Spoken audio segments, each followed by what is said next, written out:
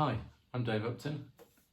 For those of you who want to be able to get any guitar tone virtually, acoustic or electric or sitar or whatever, you want to get any synth tone, so piano, strings, synth lead breaks, and mix them, layer them over the top of each other, and then be able to loop that, either live looping or pre-recorded looping, all controlled by your feet, going through any amp modelling with just about every type of effect that's ever been on the marketplace.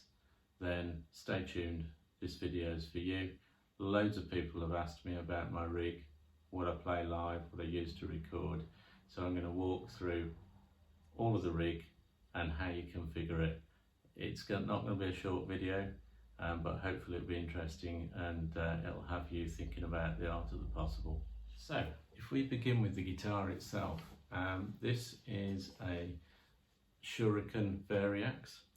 So if you don't know what a Variax is, have a look at it. It's fundamentally a modelling guitar, and it uses piezo pickups in the bridge, and individually allows you to control the tone and the tuning of every string, which is just amazing. So physically you leave it in the same tuning, but every change of a preset you can change the tuning of the guitar, or you can change it from the various controls on the guitar. You can also model multiple guitars, so I can model many acoustic guitars, 6-string and 12-string. I can model sitars, banjos. I can also obviously model things like Stratocasters and Telecasters and specials and various other different things. And then you can actually program it yourself. So if you want to get it really close to, say, your Ibanez Gem, then you can also do that from the software, computer software. So pretty amazing guitar in its own right. This one, it's a little metal looking, so you might have to satisfy yourself with that, but you can also get them. I've got 3 Variaxes, so I've got one that's a Les Paul style, and I've got an older one that's quite a unique shape, but is a bit more stratty in the way it's set up.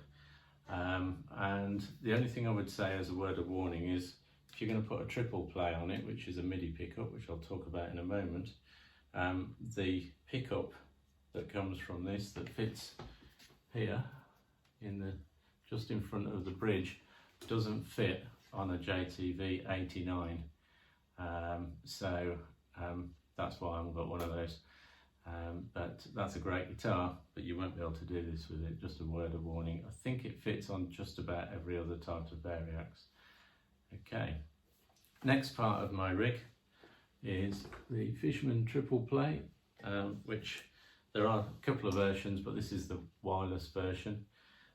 So it means that I don't have an extra wire. I've already got a wire running from my guitar.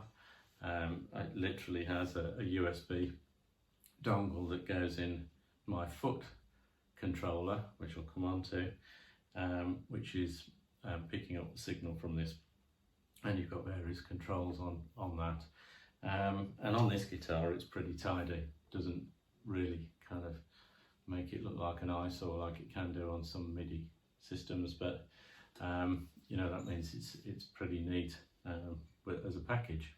So just for absolute clarity, all of the guitar sounds will be coming out of the guitar through that cable, which is actually a VDI cable for the Variax, which allows the normal signal to go down, and we do actually have the option of a magnetic pickup if I turn that on and off, but that will also control the guitar setting. So all guitar sounds are coming out of this, and all synth sounds are coming out in the form of MIDI messages, note messages, through the foot pedal I'll talk about in a while, and into the synth, so the actual sounds coming from the synth, of course, and then that's routed back into my Helix so I can mix it with a guitar sound.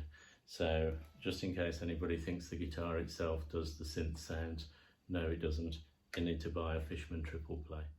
The next part of my rig is a Helix floor. You can also get these in a rack form, and you can also get cheaper versions which just have less connections.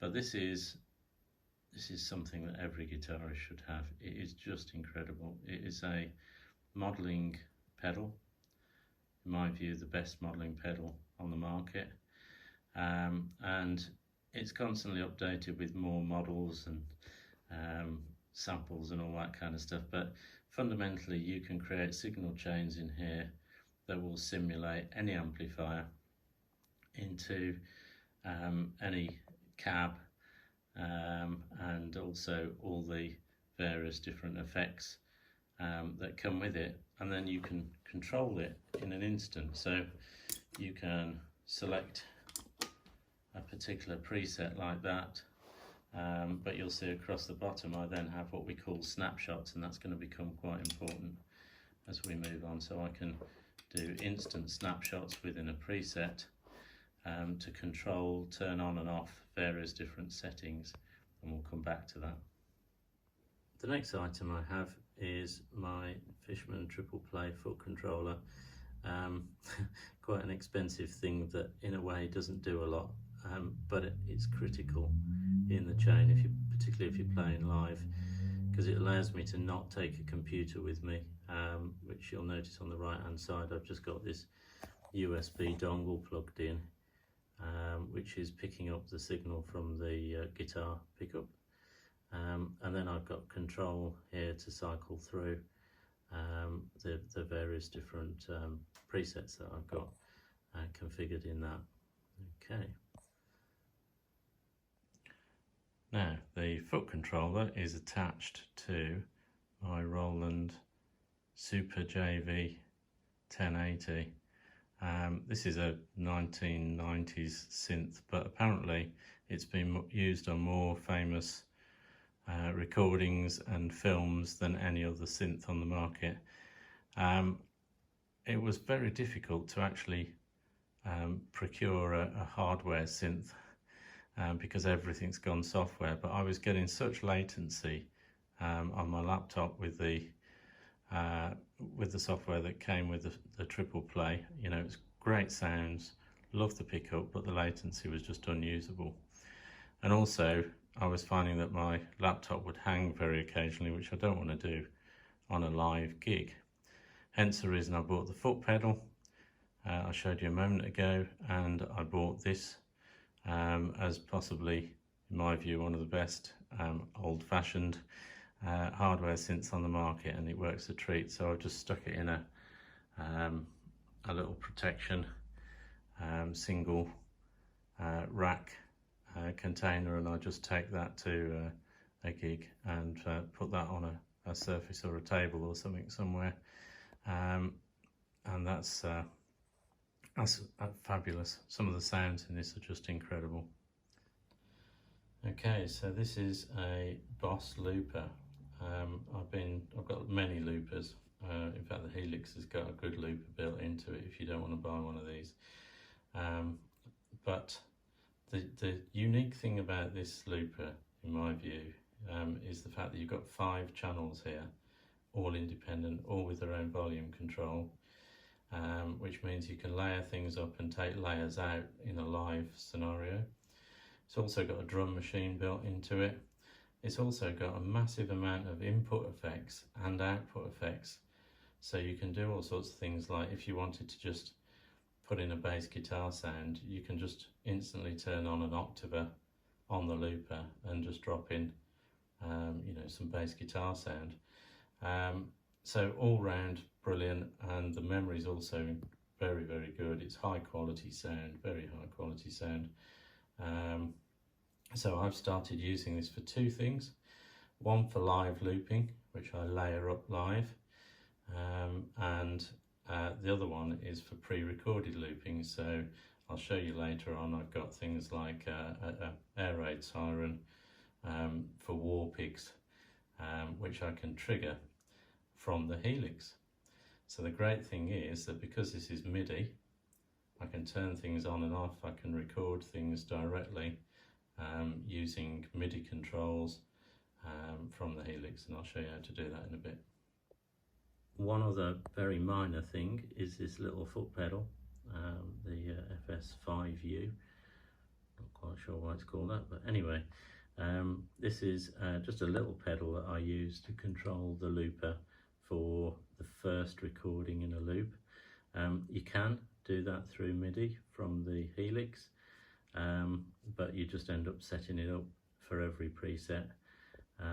So I decided to just buy this very cheap pedal from Boss that can control the looper just for, as I say, kicking off a live recording.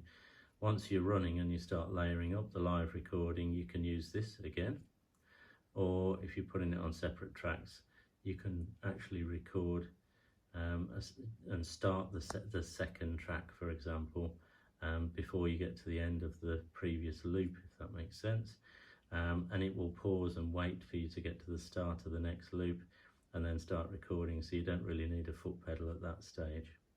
So the final thing I would say, which I haven't got here because I store it somewhere else, is when I'm playing live, I'm using two Headrush FR 112 cabinets, so that I can get stereo. They're a nice wedge shape, and I spread them out on the stage so the whole band can hear them, and we get a complete stereo guitar sound. And probably the most important thing about those is because I'm playing synth as well, and I'm mixing synth with guitar, it means it's not going horrible through a guitar cabinet and having half the frequencies taken out.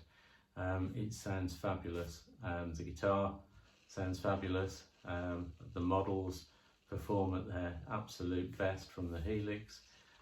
You can plug a normal guitar in, so I do spend a large part of the gig also playing my Strat and my Les Paul and so on. But you know, for the songs that require various different layers, then the rig I've shown you is fabulous. And as I say, make sure if you're going to do that, you get an FR setup, and preferably a stereo one, because it just sounds incredible. Okay, so if we start with the way that the Helix is set up then. So fundamentally the way I get a mixture of synth and guitar is I add this block in here, which is a return 1-2, which is these two coming in from the Roland synth. Okay, so output from the Roland synth into these input return 1 and 2, and as I say, I just put that block into my signal chain. Now I can put it wherever I want to, but I typically put it near to the end, or at the end even in a lot of cases, but it depends whether you want to do any other reverb or any other effects to it. And then what I do is I set it up, you'll notice here, with the mix set so it can vary per snapshot. And the way that you do that is you just push down that button, and whilst you're holding it down, you start to turn it, he says. Let's just go back. So you'd start to turn it like that. Okay, I just did it a bit slow there, so it went into another setting. But you just push it down like that, turn it slightly, and that allows you, then you'll see these brackets appear, and that means that if I go to another snapshot, I can have that set differently. Whereas in its normal mode, whatever I set that to will apply across all the snapshots. And that's generally the way the Helix works for all its settings. So there's ever a setting that you want to change between snapshots, you just go to that, push it down, turn it quickly, and you can set it. So what this is doing here is it's this block is 100% of the input of that is going down the signal chain, and 0% of everything that's coming before it yeah, in the mix. So when I'm on MIDI, I'm getting MIDI only. When I go to this one here, I'm getting 36% of the synth sound, and I'm letting my guitar chain come through. So I end up being able to mix, let's say, acoustic guitar with my synth, and you can create some fantastic things. So you can put strings behind an acoustic guitar. It just sounds brilliant. Also, in a similar way, if I go up to my input where I've got Variax, so that guitar, the Variax guitar, is controlled by this network, heavy duty network cable that the Helix supports, and that means that I can, from here, you'll see this has got square brackets around it, and I can have different guitars for each one of these. Okay, so I can also change my guitar. So that means I end up with a situation where I've got synth on its own, acoustic over synth, and then when I want to play a lead, I literally, you'll notice the block's turned off, so I've just done a bypass on the block, so I get no synth and I just get lead guitar, and that means I can do a lead break, and then I can drop back to some acoustic over synth or some synth on its own.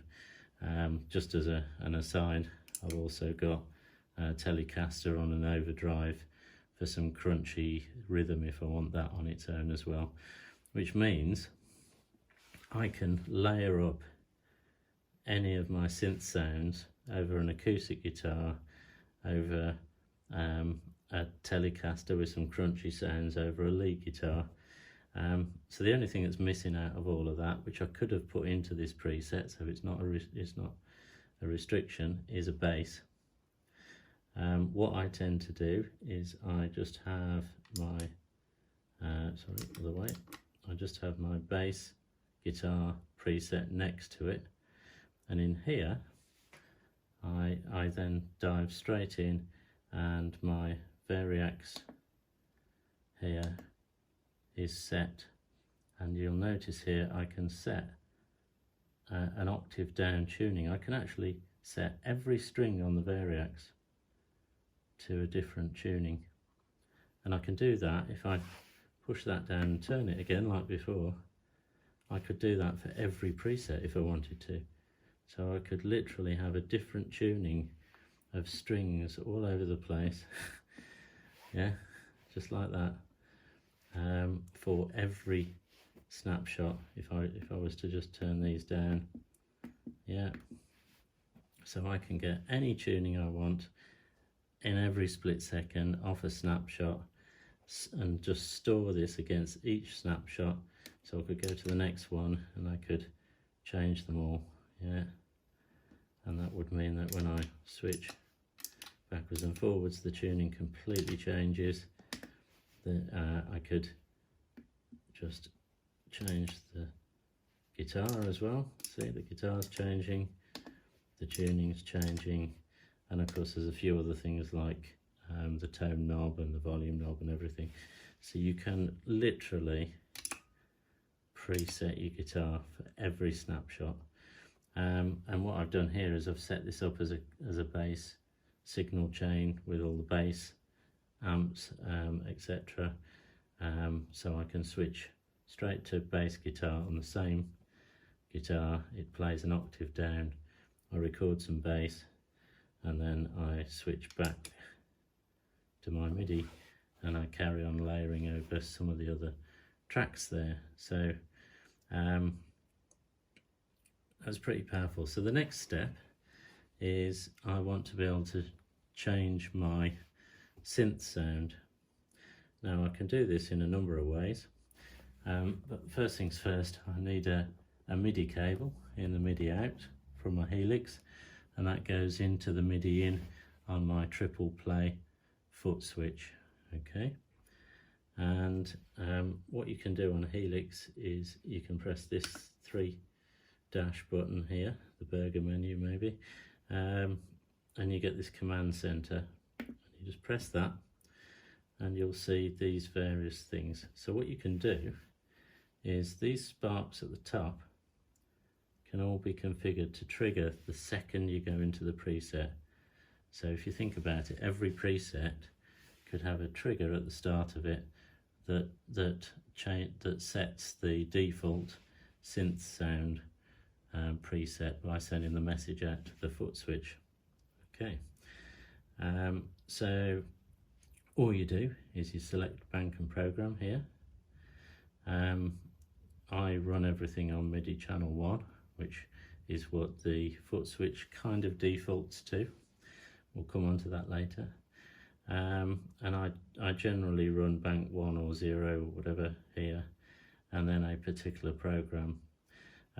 Every now and then when you rush through the different presets, hammering them through, it can get a bit out of sync. So sometimes if you have that problem, you can just turn on a wait time before it sends the message. So that's sometimes useful if you have that problem.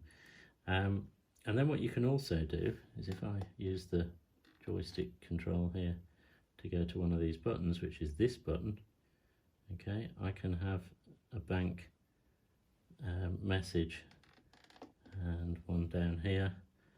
So if I just hit that and come out of snapshot mode, you'll see that I've got these two down here. So I've got that one programmed to send out program 108, and I've got that one sending program 21, and that means that when I press these, my foot switch over there will change to whatever's required. So I can just change around and use multiple synth sounds in this preset for that one song. So I mean, there's rarely do you need more than maybe 4 of these. If you want to make it really simple so you don't have to come out of the snapshot mode, you could just program up to 4 along the top here, and that's how that works. Just a few things on this.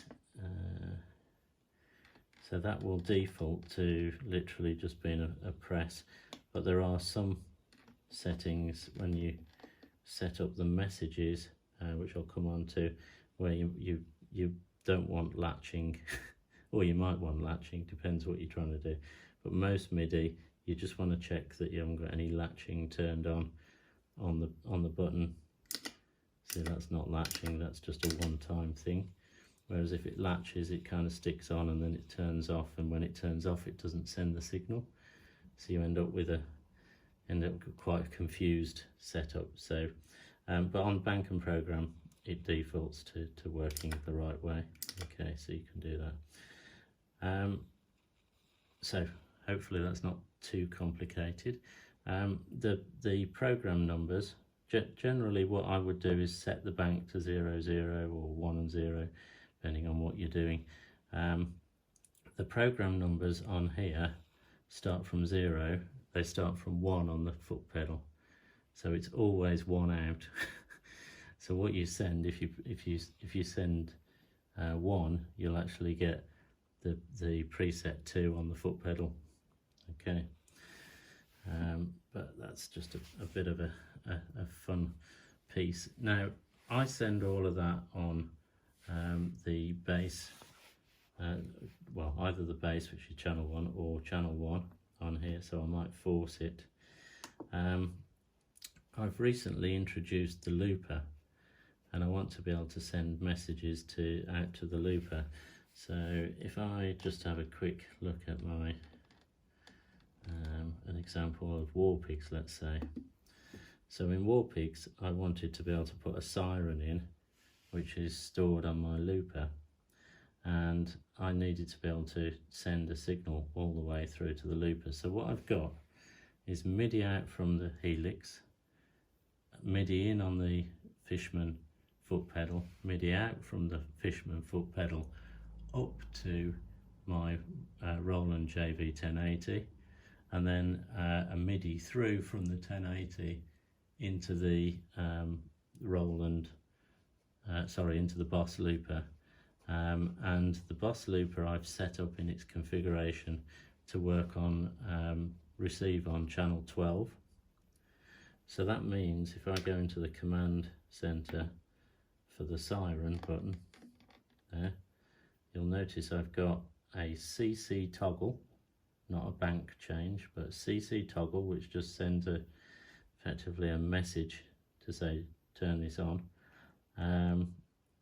On channel 12 I'm using CC2, and so effectively that's a control channel 2, which I've programmed the looper to receive and do a certain action with, and then I just set this to 0 and 1, 2, 7, and that means that it goes all the way down the chain, misses out everything else, doesn't change anything else, and changes the looper, so turns it on, turns it off, etc., which is again really useful, all controlled from the Helix.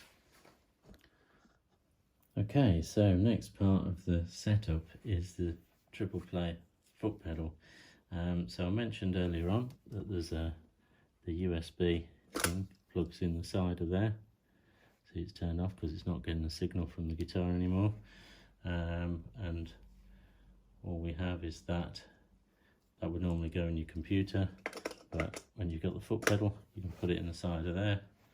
You'll see it will pick it up, it will pick up the guitar, and it will turn the whole thing on.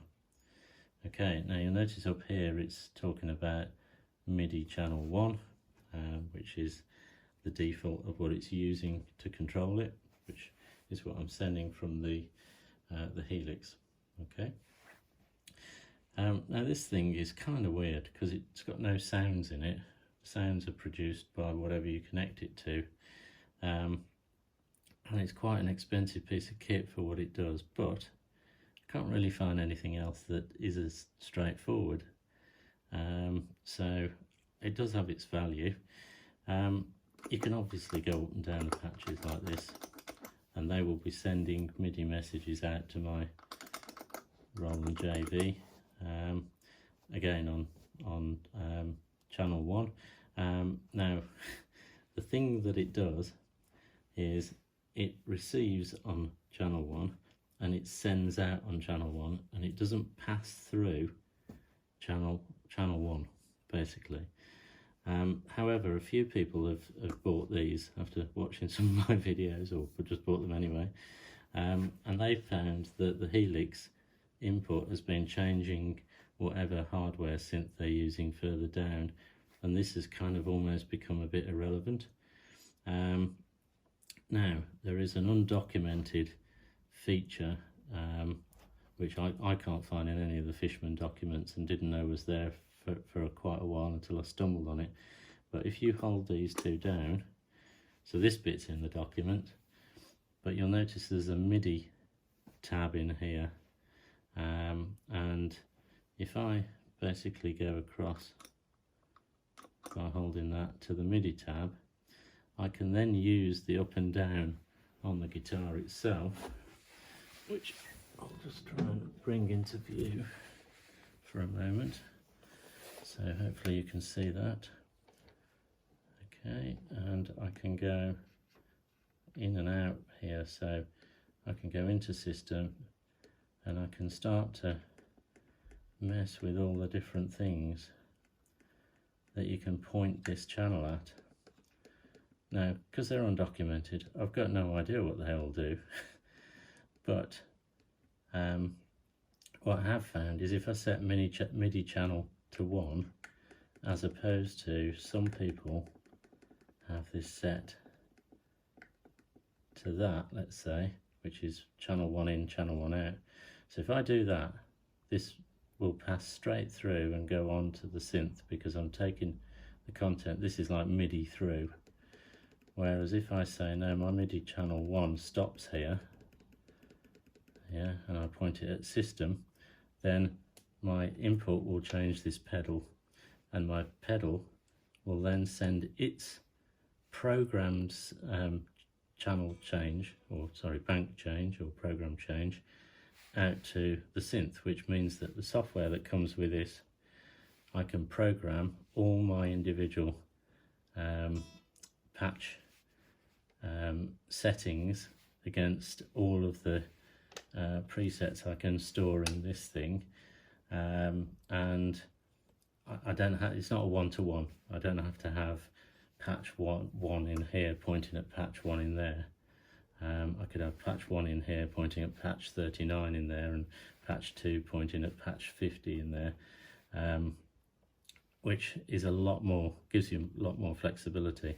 But if I'd got this channel 1 in, channel 1 out, that wouldn't work, because the Helix would be sending a patch 1, patch 2, patch 3 change to the Roland synth.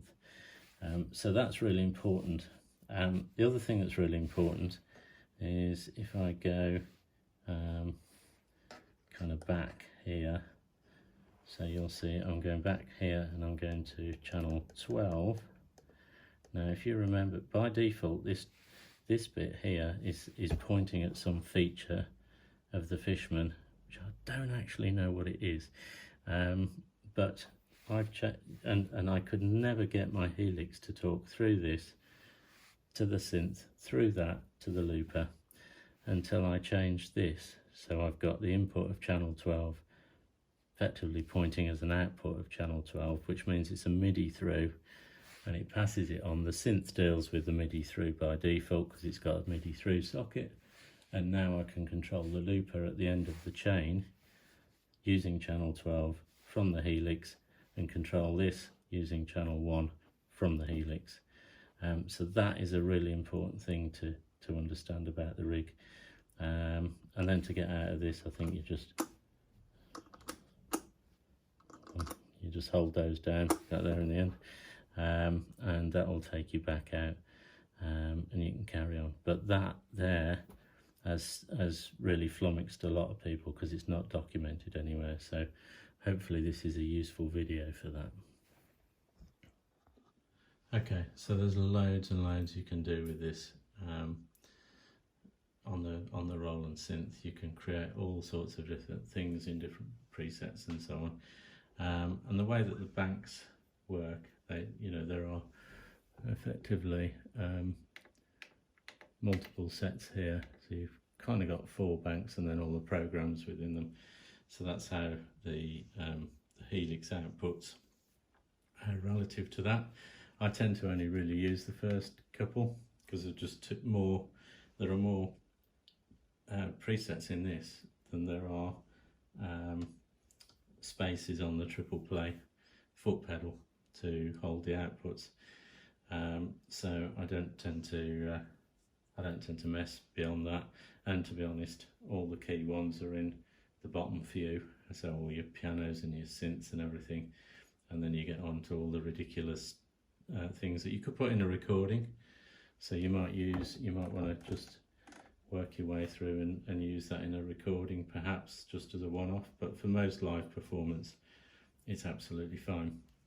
Key thing from a MIDI point of view, the MIDI cable's going in the MIDI in on the back, surprise surprise, and then you hit the system here, system button, and just check that receive channel is 1.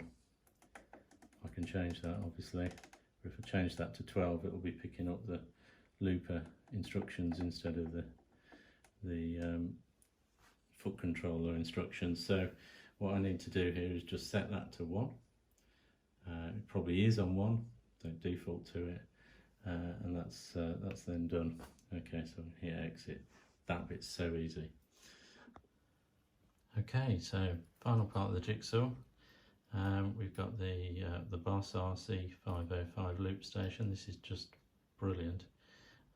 So I've got this particular preset for wall picks set up, so I can go through different things, various different things I've got set up. I can even, I always have, right, so my preset 7 is just very simple default settings to start a loop each time, and then I could save it under another one, but I tend to use that as a default for live looping. But what I've got here is you have a system level MIDI channel setting. Okay, so you go system and you go through all the various different things, and you'll eventually get to be here somewhere. those different settings, and there it is, MIDI receive channel 12. So you remember earlier, I think that defaults to 1 again, so I had to adjust that to 12. Okay, and then I can set that and I can exit, and that will now apply to the whole unit, whatever preset I'm in. Now everything else is controlled per preset, so what you have to do is go into the memory of that particular preset and go through hundreds of different settings. Okay, just keep scrolling along with these arrows, and then you'll see I get to the point where I've got a play set up here, and I've got a target track of track 1, which is this track, and I'm going to assign a switch to it. Okay, so that's on, and then I'm going to assign a source, which is the CC message that comes from my Helix through channel 12. Okay, so that means that that is being used as the switch, and then I need to assign that to be momentary. So it's a press to turn it on, it's a press to turn it off. Okay, and then I target it at, there's lots of different things in here, so you have to search through them, but the target is at a record and play. So hitting that will start recording on here, and then hitting it again will do play on here. And if I then carry on along, I've assigned switch 2, so CC2 to be momentary, but that's just to start and stop. So earlier on when I was on the Helix and you saw me talking about sending the CC2 message, that's what that's doing. It's aligns with CC2 here, which is a start and stop, so I don't end up recording over anything. That's just a start and stop. So I've got those two different things set up. One, it would allow me to record if I didn't want to use the RC505 Boss foot pedal to do the start of a recording, so I could do it from the Helix, and the other one allows me to play pre-recorded things from the Helix, so I layer over things like the siren and various other bits of guitar parts when I'm playing, which is really cool. So what you do once you've finished with that, you would exit out and remember to write that. And I would do all those settings before I record anything, because obviously if I hit write on Warpigs, it'll store whatever I've got in the looper at the time, and I might not have got it right. So I would store the settings before you start doing any recording. Not mandatory, but just a useful tip. So so that's what this unit's doing. Likewise, if I go to 7 here, and I go memory, and I go all the way through all this rubbish again. It's probably a shortcut, but I haven't found it yet. So target track 1, I've got switch on, similar kind of thing, but on this occasion I'm using the control pedal, which is the Boss single cheap pedal, which is plugged in through here, this control input at the back here, as opposed to using MIDI to do it. So that's how you do that. One word of warning is that this comes with some of these control pedals and links already set up, and if it's already set up on another assign and you go and set it up on your assign, you might get strange results because it's trying to do 2 jobs, so it might end up doing nothing. So I've noticed online people complaining about the fact they can't get the control pedal to work on an assign, and then realizing many hours later that it's because it's already set up on another assign. So you would just go and search all these different assigns here and just make sure that it's not on one of the others as well. Okay, so really useful tip on how to do that piece. Okay.